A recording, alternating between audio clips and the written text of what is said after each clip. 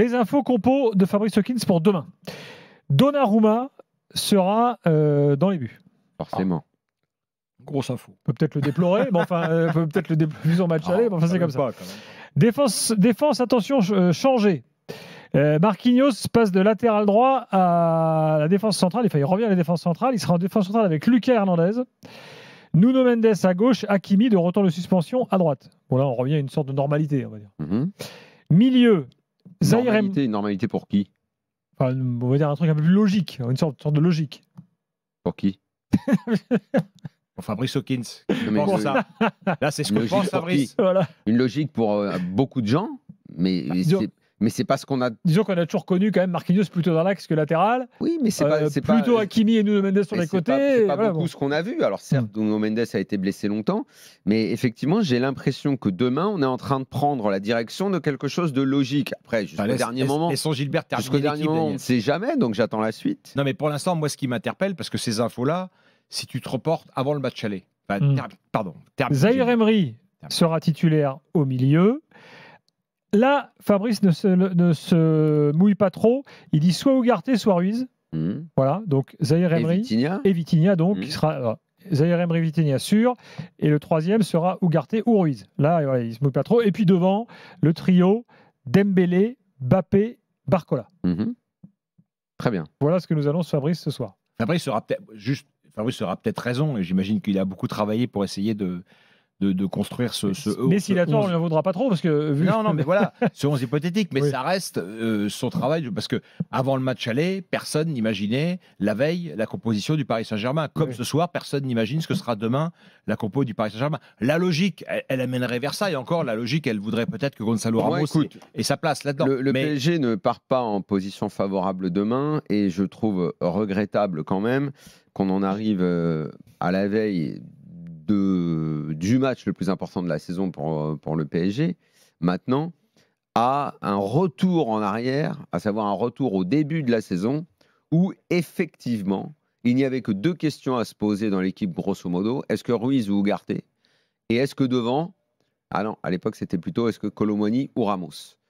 Bon, visiblement, on partirait plus sur Barcola, Mbappé, donc en neuf, et Dembélé sur le côté. Je le déplore, je le regrette, parce que je pense que la meilleure formule pour cette équipe-là, ça serait avec Ramos en neuf et Mbappé sur le côté, parce que Mbappé préfère jouer avec un neuf. Je pense qu'on ne la verra plus, ou en demi-finale, ou en finale, qui sait, j'en sais rien, j'y crois pas, mais voilà. Mais je trouve ça fou. Toi, tu ne crois pas, Daniel? Non.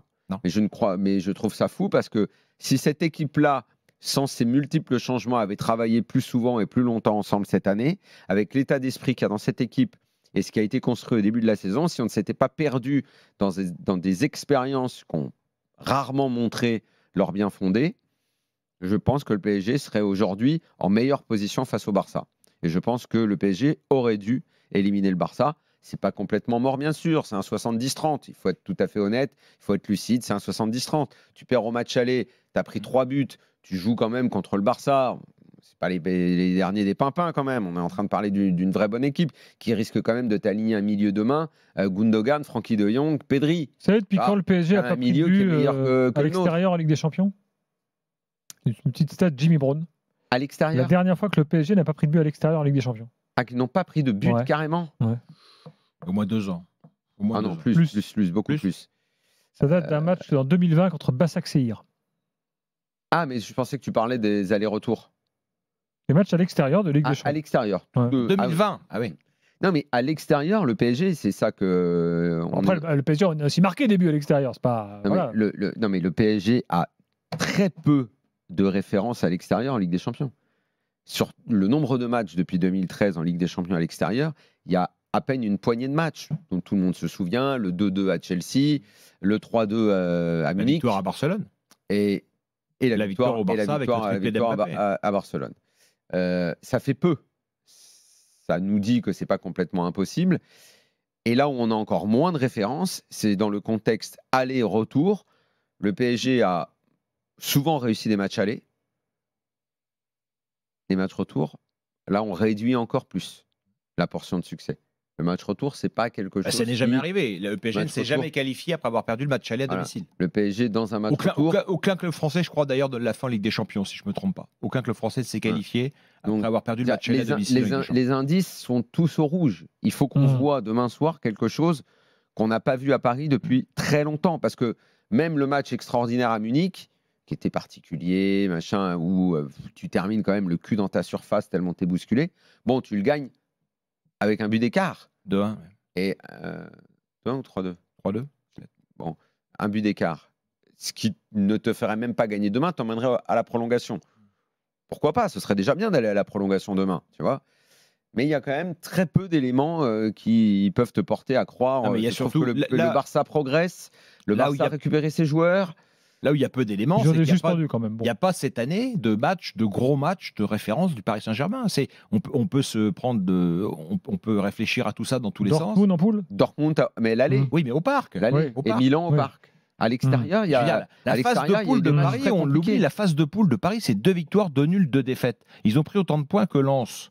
Ils n'ont jamais fait un parcours aussi médiocre en Ligue des Champions. Donc, moi, je veux bien qu'Enrique soit le grand Mamamouchi qui transforme tout ça en or, mais la phase de poule du Paris Saint-Germain, elle est très médioctre. Après, il y a la Real Sociedad. Elle est dans un groupe difficile.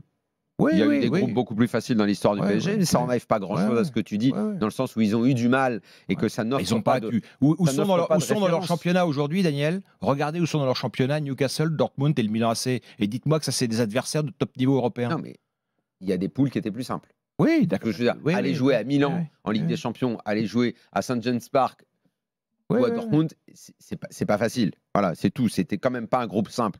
En être sorti, c'est déjà bien pour cette équipe-là.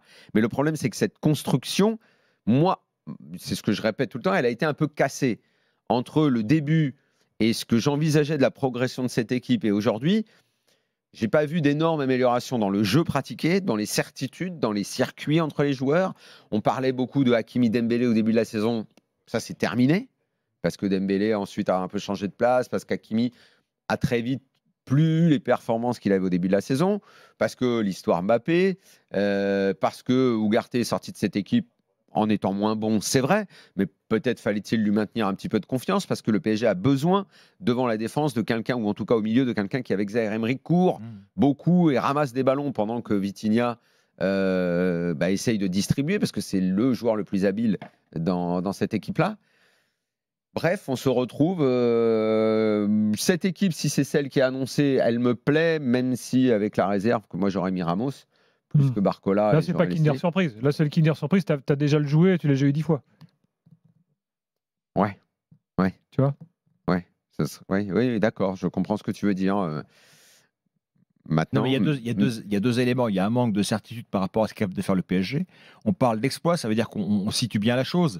C'est un peu, on attend on-off demain. On attend qu'il y ait une espèce de performance qu'on n'a pas vue cette année. C'est ça qu'on attend du Paris Saint-Germain. Et rajoute un élément dans ce que tu n'as pas vu cette année, quart de finale, on l'a très peu dit d'ailleurs, parce que là aussi c'est une habitude malheureuse.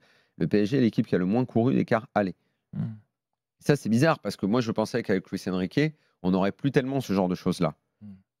Il faudrait comparer avec le début de saison. C'est peut-être lié à la perf personnelle de Mbappé pour le coup. Je ne sais pas s'il y a beaucoup d'écart avec les autres. C'est peut-être lui qui a fait baisser toute la moyenne. Comme j'ai entendu qu'il avait couru 7 km. Il a peut-être fait baisser toute la moyenne. Mais s'il a couru 7 km à l'aller, c'est embêtant. C'est quand même l'équipe qui a le moins couru. Et ça, c'est un problème récurrent année après année.